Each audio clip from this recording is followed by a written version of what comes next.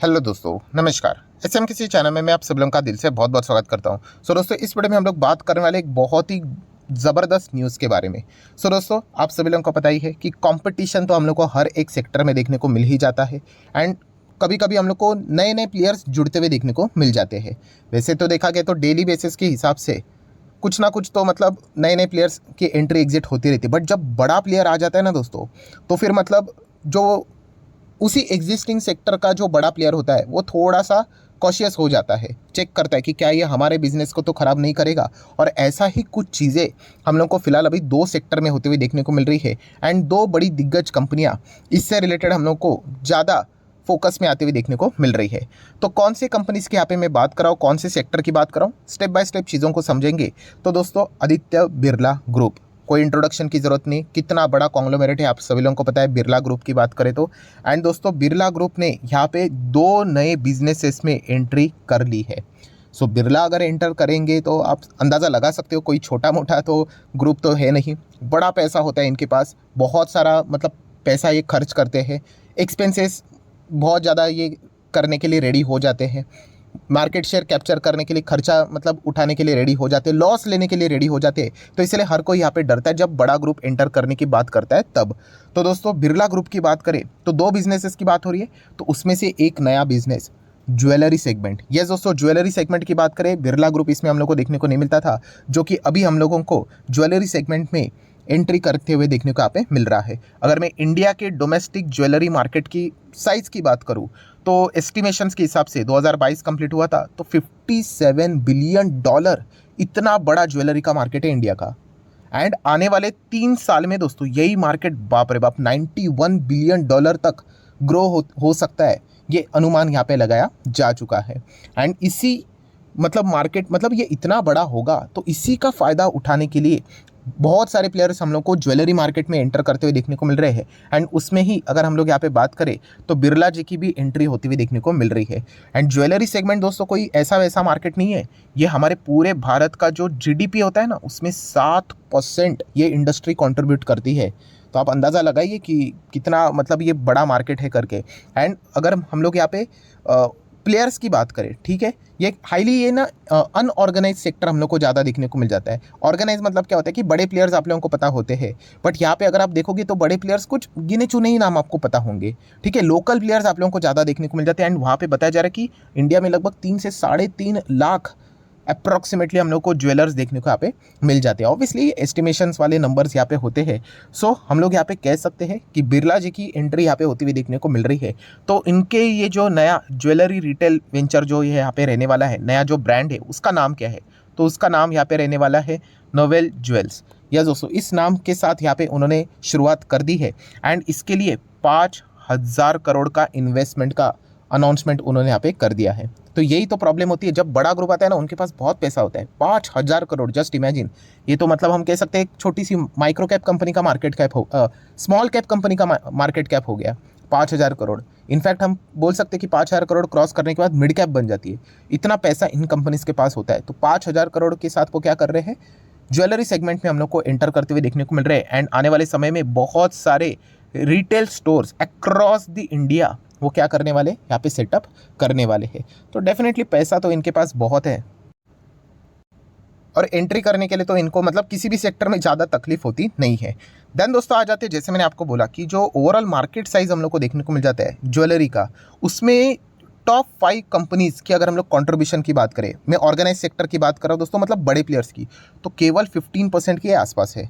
मतलब जो ब्रांडेड हम लोग बोलते हैं ना ज्वेलरीज वाले, जैसे कि अगर कुछ कंपनीज के नाम ले लूँ, Tanishq, PC jewellers, Malabar gold, then Senco gold की बात करें, कल्याण ज्वेलर्स की बात करें, ये कुछ टॉप नाम हम लोगों को यहाँ पे मतलब इनमें से आपने 2-3 नाम तो सुने ही होंगे। ठीक है, तो ये कुछ पॉपुलर नाम देखने को मिले। हाँ ठीक है, आपके लोकल एरिया के कुछ पॉपुलर ब्रांड्स होंगे वो अलग बात है, बट मैं पैन इंडिया की बात करें, ऑल ओवर इंडिया की बात करूँ तो कुछ ही गिने चुने नाम हम लोग को देखने को यहाँ पे मिल जाते हैं। एंड इसीलिए दोस्तों आप यहाँ पे देख सकते हो कि ये जो मैं बात कर रहा हूँ ऑर्गेनाइज सेक्टर की मैं बात कर रहा हूँ, ठीक है, फिलहाल ये क्या है, अनऑर्गेनाइज है, बट आने वाले समय में दोस्तों ये जो ऑर्गेनाइज का जो मार्केट शेयर है ना दोस्तों, ये रैपिडली ग्रो होकर 40% तक जाने वाला है, 40% तक।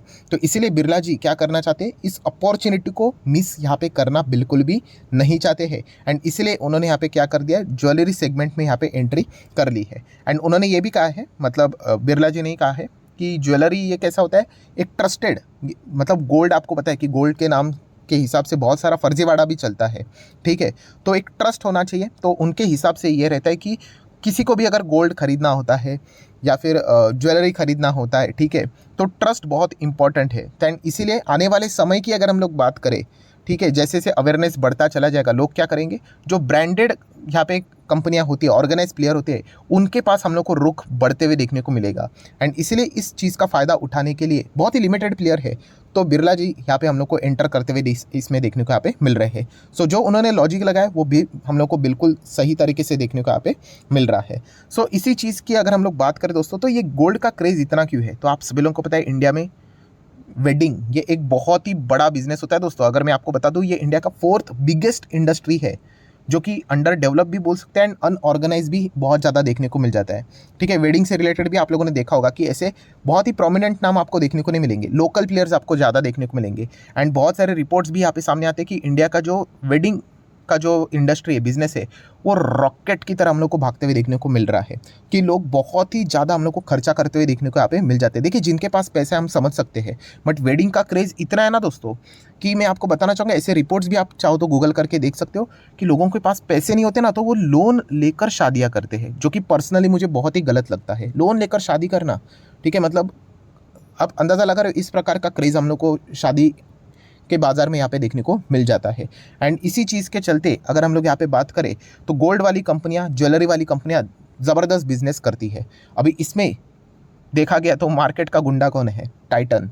गुंडा मतलब लीडर, अगर हम लोग बात करें, कोई आसपास भी नहीं टाइटन की, इतना खतरनाक कंपनी है, ज़बरदस्त परफॉर्मेंस यहाँ पे रहता है। एंड ऑब्वियसली जो बिरला जी यहाँ पे एंटर कर रहे, तो वो अनऑर्गेनाइज मार्केट का तो बात करेंगे नहीं, वो ऑर्गेनाइज प्लेयर को ही टक्कर देने की यहाँ पे बात करें, जिसमें टाइटन कंपनी हम लोग को तनिष्क नाम के ब्रांड से चलते हुए देखने को मिल जाता है, जो कि बहुत बड़ा एक मोनोपोली है इसी सेगमेंट में। सो क्या टाइटन को क्या यहाँ पे वो टक्कर दे पाएंगे, तो दोस्तों यस, वो कुछ हद तक टाइटन को ज़रूर टक्कर यहाँ पे दे पाएंगे। बट क्या इसके चलते सीधा टाइटन क्रैश हो जाएगा, या फिर हम लोगों ने एग्जिट करना चाहिए, ऐसा मुझे नहीं लगता है। देखिए किसी की सिर्फ एंट्री करने से ही अगर स्टॉक बर्बाद हो जाएगा, तो फिर कोई मतलब ही नहीं है, ठीक है। बहुत बढ़िया है, हम लोग और यहाँ पे बिरला जी अलग अलग सेक्टर में एंटर करते रहेंगे, वो कंपनियाँ बर्बाद होती रहेगी, तो ऐसा बिल्कुल भी नहीं है। टाइटन से ज़्यादा मुझे ऐसा लगता है कि जो रिस्क है वो बाकी 2 प्लेयर्स को है, जो शेयर मार्केट में लिस्टेड भी है एंड टॉप 5 में आते हैं। उसमें से एक है पीसी ज्वेलर। वैसे भी देखा गया तो पीसी ज्वेलर तो कुछ खास बचा नहीं है, आप यहाँ पे देख सकते हो, ऑलरेडी स्टॉक यहाँ पे इसके ऊपर बहुत सारे मैनिपुलेशंस के आरोप लगे थे, फिर स्टॉक नीचे गया, तो ये हम लोग वैसे भी इसको कवर करते नहीं है। देन कल्याण ज्वेलर्स की बात करें, जो जस्ट अभी अभी बाजार में इसकी एंट्री हुई थी, एंड एंट्री से लेकर अभी तक लगभग 50% का रिटर्न यहाँ पे जनरेट करके बैठ चुका है। सो ये वाले जो प्लेयर्स हैं ना दोस्तों, इनको यहाँ पे क्या कर सकते हैं, बिरला जी का जो नया ब्रांड है ज्वेलरी से रिलेटेड, नोवेल ज्वेल्स की बात करें, तो इनको ये परेशान कर सकता है। बट टाइटन की अगर हम लोग बात करें, सीधा टाइटन खत्म हो जाएगा, तो वो नहीं लगता है। तो ये जो सवाल बहुत सारे लोग जो पूछ रहे थे, क्या टाइटन खत्म हो जाएगा, तो बिल्कुल भी नहीं। इस चीज़ के चलते एग्जिट करना ये बेवकूफ़ी है। ये मैं मतलब एजुकेशनल पर्पज से रिलेटेड ये पॉइंट आप लोगों को बताने की कोशिश कर रहा हूँ। सो ये पॉइंट आपको पता होना चाहिए। इन 2 कंपनीज के लिए हम कह सकते हैं, एंड बाकी जो बड़े प्लेयर्स हैं उनके लिए थोड़ा बहुत टफ यहाँ पे हो सकता है। देन दोस्तों आ जाते हैं सेकंड बिजनेस के, और जो कि ऑलरेडी आप लोगों को पता है क्योंकि ये पुरानी न्यूज़ है, पेंट इंडस्ट्री। यस दोस्तों, पेंट इंडस्ट्री की बात करें तो यहाँ पर भी लगभग 2021 में ग्रासिम, मतलब वही ग्रासिम किसकी कंपनी है, आदित्य बिरला ग्रुप की ही तो कंपनी है, तो उन्होंने भी 5,000 करोड़ के इन्वेस्टमेंट के साथ शुरुआत करने की बातचीत की थी।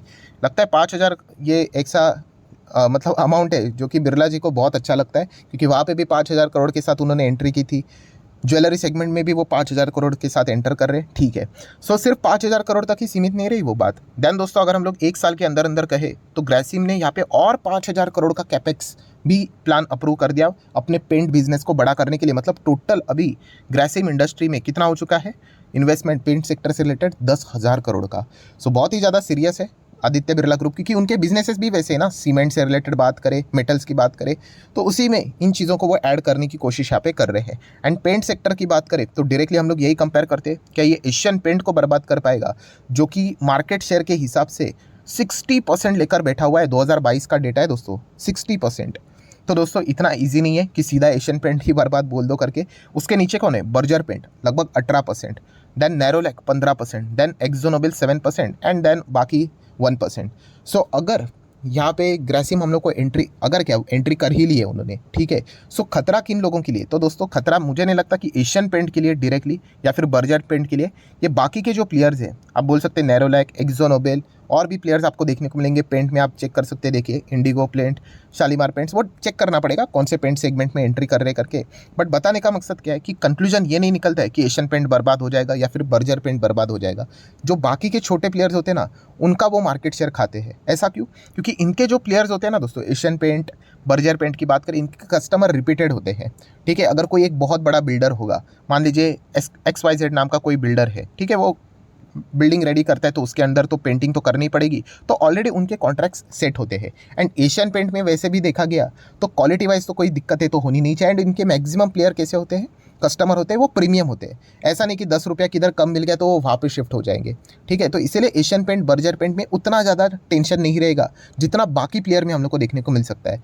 मतलब अगर देखा गया तो वहाँ पे थोड़ा सा वो अपना कॉस्ट कम दाम के ऊपर ग्रेसिम क्या कर सकता है, पेंट को लॉन्च कर सकता है, तो बाकी प्लेयर्स को दिक्कतें हो सकती है। But Asian paint, Berger paint की बात करें, उतना फ़र्क पड़ना थोड़ा सा मुश्किल हो सकता है। इसका अर्थ ये नहीं कि कोई फ़र्क ही नहीं पड़ेगा, वो तो हम लोग को पता चलेगा आने वाले समय में कि मार्केट शेयर में कितना मतलब गैप देखने को मिल रहा है। अगर ग्रासिम का मार्केट शेयर बढ़ने लगा एंड मान लीजिए अगर बर्जर पेंट का 18 से 15 हो गया या फिर एशियन पेंट का 59 से 50 हो गया, मतलब हम समझ सकते हैं कि ये इनका मार्केट शेयर खा रहा है करके। बट अगर फिलहाल सिर्फ ये न्यूज़ के चलते अगर हम लोग बात करें कि एशियन पेंट, बर्जर पेंट बर्बाद हो जाएगा, तो या फिर तनिष्क यहाँ पे बर्बाद हो जाए, तनिष्क मतलब टाइटन बर्बाद हो जाएगा, तो ये बहुत ही जल्दबाजी है दोस्तों। सिर्फ किसी के एंट्री करने से कोई यहाँ पे बर्बाद होता नहीं है। सो ये दोनों कंपनियाँ बहुत ही धाकड़ है, 5 साल में पैसा डबल करने के लिए ब्लू चिप कंपनियाँ बहुत ही शानदार है। टाइटन भी आप देख सकते हो, ये तो 100 क्या है, तो 200-250% दे गया। एंड एशियन पेंट भी 150% दे दिया। सो बहुत ही कमाल की कंपनियां दोनों। इन न्यूज़ के चलते कोई as a long term investment आपने यहाँ पे मतलब डिसकंटिन्यू नहीं करना चाहिए। आप ज़रूर चाहो तो यहाँ पे कंटिन्यू कर सकते हो, कोई चिंता की बात नहीं है। सो आशा करता हूँ दोस्तों सारा जो न्यूज़ था, सारी जो आपके डाउट्स थे, जितना हो सके एजुकेशनल पर्पस से रिलेटेड मैंने आप लोगों को सिखा दिया। ऑब्वियसली फाइनल डिसीजन आप ही को लेना है, ये कोई रिकमेंडेशन वाला वीडियो नहीं था। सो वीडियो अच्छा लगे, एफर्ट्स अच्छे लगे तो चाहो तो लाइक एंड शेयर कर सकते हो। एंड डीमैट अकाउंट अगर आपने अभी तक ओपन नहीं किया है तो लिंक नीचे डिस्क्रिप्शन में 25 वीडियो की लिस्ट भी आपको बिल्कुल फ्री ऑफ कॉस्ट मिल जाएगी। आपका नाम, कौन सा अकाउंट आपने लिंक के थ्रू ओपन किया, प्रॉपरली कमेंट से मेंशन कर देना, तो हफ्ते भर के अंदर अंदर सारे लेक्चर्स मेरे साइड से फ्री ऑफ कॉस्ट प्रोवाइड कर दी जाएगी, ताकि आप शेयर बाजार को आसान भाषा से सीख सको। सो क्या एशियन पेंट, टाइटन क्या कोई क्रैश हो जाएगा, बर्बाद हो जाएंगे? तो ऐसा कुछ भी बिल्कुल भी होने वाला नहीं है। So that's it, thank you very much दोस्तों, we will be meeting our next video. तब तक के लिए बाय बाय।